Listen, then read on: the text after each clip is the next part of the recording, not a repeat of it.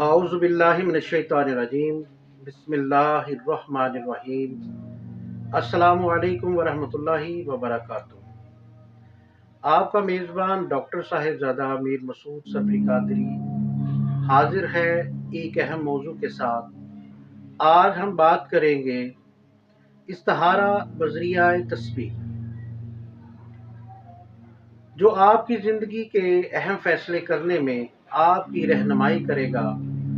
अगर आप किसी मामले में उलझन या बेयकीनी का शिकार है तो ये रूहानी अमल आपके लिए है। इस्तिहारा का मतलब है कि अल्लाह ताला से रहनुमाई तलब करना। ये एक ऐसी इबादत है जो दिल की उलझनों को ख़त्म करती है और सही रास्ता दिखाती है।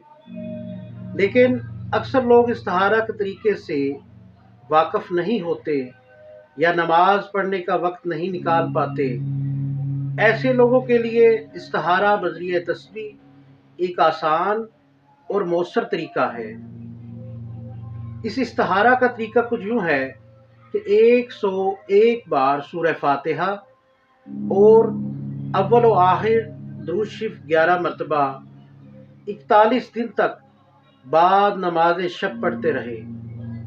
इस अमल के दौरान किसी किस्म की कोई परहेज नहीं है।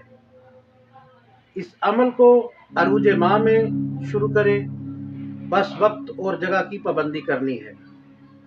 इंशाअल्लाह ताला 40 दिन के बाद आप इस अमल के आमिल हो जाएंगे। 40 दिन के बाद आप जब भी इस्तिहारा करना हो, तो किसी भी मकसद के लिए इस्तिहारा करना हो, तो तस्बीह के हाथ में लेकर सूरह फातिहा पढ़नी शुरू करते हैं। जब आप आयत इहदिनस सिरातल मुस्तकीम पर पहुँचें तो बार बार इसकी तकरार करें और तस्बीह को शहादत की उंगली और अंगूठे की मदद से लटकाए रखें। इंशाअल्लाह ताला तस्बीह में हरकत पैदा हो जाएगी। और अगर तो तस्बीह आपकी साइड में हरकत करे, यानी ऊपर नीचे हरकत करे, तो जवाब हाँ में है।